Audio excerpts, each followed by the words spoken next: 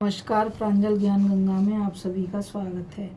हम स्वामी विवेकानंद जी की रचना ज्ञान योग को पढ़ रहे हैं, जिसमें कि हमने कल आत्मा का मुक्त स्वभाव पढ़ा था। जो हमने कल पढ़ा था वह पार्ट फर्स्ट था। आज जो हम पढ़ रहे हैं वह पार्ट सेकंड है। तो चलिए, आत्मा का किस तरह से मुक्त स्वभाव है, इसको हम स्वामी जी की इस रचना के माध्यम से जानेंगे। पाठ का नाम है आत्मा का मुक्त स्वभाव। 5 नवंबर 1896 को लंदन में दिया हुआ भाषण। मनुष्य, पशु, देवता सभी सत्य के अधिकारी हैं। उन्हें यही सिखाओ, जीवन को दुख में बनाने की क्या आवश्यकता है। लोगों को अनेक प्रकार के अंधविश्वास में क्यों पड़ने दो। केवल यही इंग्लैंड में नहीं, वरन इस तत्व की जन्मभूमि में भी यदि तुम इस तत्व का उपदेश करो तो वहाँ के लोग भी भयभीत हो उठेंगे। कहेंगे कि ये बातें तो सन्यासियों के लिए हैं, जो संसार को त्याग कर जंगल में रहते हैं, पर हम लोग तो सामान्य गृहस्थ हैं। धर्म कार्य के लिए हमें किसी न किसी प्रकार के भय या क्रियाकांड की आवश्यकता रहती है, इत्यादि। द्वैतवाद ने संसार पर बहुत दिनों तक शासन किया और यह उसी का फल है। तो आज हम नया प्रयोग क्यों ना आरंभ करें। संभव है सभी मनुष्यों को इस अद्वैत तत्व की धारणा करने में लाखों वर्ष लग जाएं, पर इसी समय से क्यों ना आरंभ कर दें। यदि हमें अपने जीवन में 20 मनुष्यों को भी यह बात बतला सके तो समझो कि हमने बहुत बड़ा काम किया। इसके विरुद्ध जो एक बात उठाई जाती है वह यह है, मैं शुद्ध हूँ, आनंद स्वरूप हूँ। इस प्रकार मौखिक कहना तो ठीक है, पर जीवन में तो मैं सर्वदा नहीं दिखला सकता।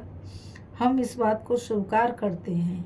आदर्श सदैव अत्यंत कठिन होता है। प्रत्येक बालक आकाश को अपने सिर से बहुत ऊंचाई पर देखता है, पर इस कारण क्या हम आकाश की ओर देखने की चेष्टा भी न करें। अंधविश्वास की ओर जाने से ही क्या सब अच्छा हो जाएगा। यदि हम अमृत न पा सकें तो क्या विषपान करने से ही कल्याण होगा। हम यदि अभी सत्य का अनुभव ना कर सकते हों तो क्या अंधकार, दुर्बलता और अंधविश्वास की ओर जाने से ही कल्याण होगा। द्वैतवाद के कई प्रकारों के संबंध में मुझे कोई आपत्ति नहीं है, किंतु जो कोई उपदेश दुर्बलता की शिक्षा देता है उस पर मुझे विशेष आपत्ति है। स्त्री, पुरुष, बालक, बालिका जिस समय दैहिक, मानसिक अथवा आध्यात्मिक शिक्षा पाते हैं उस समय मैं उनसे यही एक प्रश्न करता हूँ, क्या तुम्हें इससे बल प्राप्त होता है। क्योंकि मैं जानता हूँ एकमात्र सत्य ही बल प्रदान करता है। मैं जानता हूँ एकमात्र सत्य ही प्राणपद है।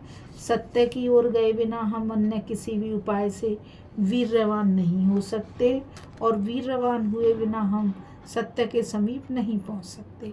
इसलिए जो शिक्षा प्रणाली मन और मस्तिष्क को दुर्बल कर दे और मनुष्य को कुसंस्कार से भर दे, जिससे वह अंधकार में टटोलता रहे, ख्याली पुलाव पकाता रहे और सब प्रकार की अजीबोगरीब तथा अंधविश्वासपूर्ण बातों की तह छानता रहे, उस मत या प्रणाली को मैं पसंद नहीं करता, क्योंकि मनुष्य पर इसका परिणाम बड़ा भयानक होता है। ऐसी प्रणालियों से कभी कोई उपकार नहीं होता, प्रयुक्त वे तो मन में विकृति ला देती हैं, उसे दुर्बल बना देती हैं, इतना दुर्बल कि कालांतर में मन सत्य को ग्रहण करने और उसके अनुसार जीवन गठन करने में सर्वथा असमर्थ हो जाता है। अतः बल ही एक आवश्यक बात है। बल ही भवरोग की दवा है। धनिकों द्वारा रौंदे जाने वाले निर्धनों के लिए बल ही एकमात्र दवा है।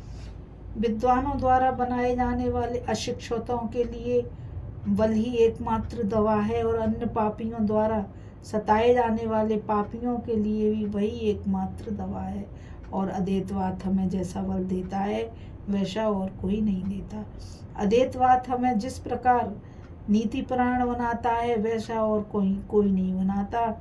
जब सारा दायित्व हमारे अपने कंधों पर डाल दिया जाता है उस समय हम जितनी अच्छी तरह से कार्य करते हैं उतनी और किसी भी अवस्था में नहीं करते। मैं तुम लोगों से पूछता हूँ, यदि एक नन्हे बच्चे को तुम्हारे हाथ सौंप दूँ तो तुम उसके प्रति कैसा व्यवहार करोगे? उस क्षण के लिए तुम्हारा सारा जीवन बदल जाएगा। तुम्हारा स्वभाव कैसा भी क्यों ना हो, कम से कम उन क्षणों के लिए तुम संपूर्णतः निस्वार्थ बन जाओगे। यदि तुम पर उत्तरदायित्व डाल दिया जाए तो तुम्हारी सारी पाप वृत्तियां दूर हो जाएंगी, तुम्हारा सारा चरित्र बदल जाएगा। इसी प्रकार जब सारे उत्तरदायित्व का बोझ हम पर डाल दिया जाता है तब हम अपने सर्वोच्च भाव में आरोहण करते हैं।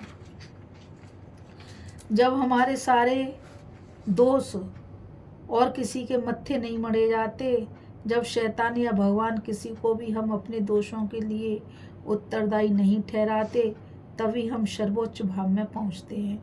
अपने भाग्य के लिए मैं स्वयं उत्तरदायी हूँ, मैं स्वयं अपने शुभाशुभ दोनों का करता हूँ, पर मेरा स्वरूप शुद्ध और आनंद मात्र है। इससे विपरीत जो विचार है उसको त्याग देना चाहिए। मेरी मृत्यु नहीं है, शंका भी नहीं, मेरी कोई जाति नहीं है, ना कोई मत ही है, मेरे पिता या माता या भ्राता या मित्र या शत्रु भी नहीं है, क्योंकि मैं सच्चिदानंद स्वरूप शिव हूँ। मैं पाप से या पुण्य से, सुख से या दुख से बद्ध नहीं हूँ। तीर्थ ग्रंथ और नियम आदि मुझे बंधन में नहीं डाल सकते। मैं शुदा पिपासा से रहित हूँ। यह देह मेरी नहीं है, ना मैं देह के अंतर्गत विकास और अंधविश्वासों के अधीन हूँ। मैं तो सच्चिदानंद स्वरूप हूँ।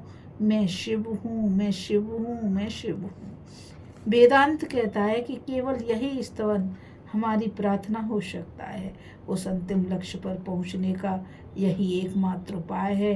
अपने से और सबसे यही कहना कि हम ब्रह्म स्वरूप हैं। हम ज्यों ज्यों इसकी आवृत्ति करते हैं त्यों तो हम में बल आता जाता है। शिवोहम रूपी यह अभयवाणी क्रमशः अधिकाधिक गंभीर हो हमारे हृदय में, हमारे सभी भावों में विधती जाती है और अंत में हमारी नस नस में, हमारे शरीर के प्रत्येक भाग में समा जाती है। ज्ञान सूर्य की किरणें जितनी उज्ज्वल होने लगती है वो उतना ही दूर भागता है। अज्ञान राशि ध्वंस होती जाती है और अंत में एक समय आता है जब सारा ज्ञान बिल्कुल लुप्त हो जाता है और केवल ज्ञान सूर्य ही अवशिष्ट रह जाता है।